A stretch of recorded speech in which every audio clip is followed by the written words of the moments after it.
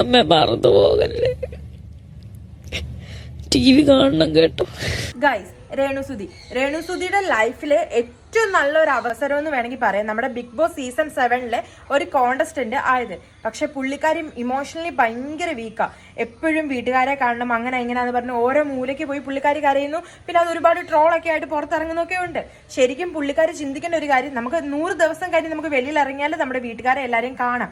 പക്ഷെ പുള്ളിക്കാരി ഇപ്പോഴേ പുറത്തിറങ്ങണം, എനിക്ക് മക്കളെ കാണണം. ചിന്തിക്കേണ്ട ഒരു കാര്യം എന്താണെന്ന് വെച്ചാൽ, പുള്ളിക്കാരി പുറത്തിറങ്ങി കഴിഞ്ഞാൽ പുള്ളിക്കാരിക്ക് എല്ലാവരും കാണുകയൊക്കെ ചെയ്യാം.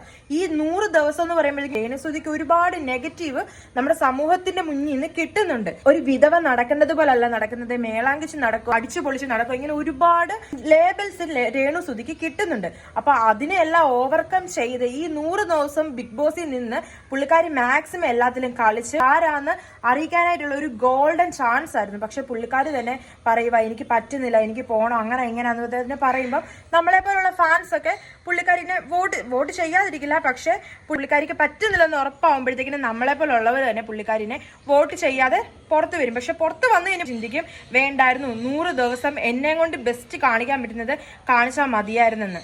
പുള്ളിക്കാരിയോടുള്ള സ്നേഹം കൊണ്ട് നോമിനേഷനിൽ ആരും വോട്ട് ചെയ്യാതെ പുറത്തിറങ്ങിക്കഴിഞ്ഞാൽ ലൈഫിൽ ഒരിക്കലും തിരിച്ചു കിട്ടാതെ, നമ്മുടെയൊക്കെ ലൈഫിൽ തിരിച്ചു കിട്ടാത്ത ഒരുപാട് ബെസ്റ്റ് ആയിട്ടുള്ള കാര്യങ്ങളുണ്ട്.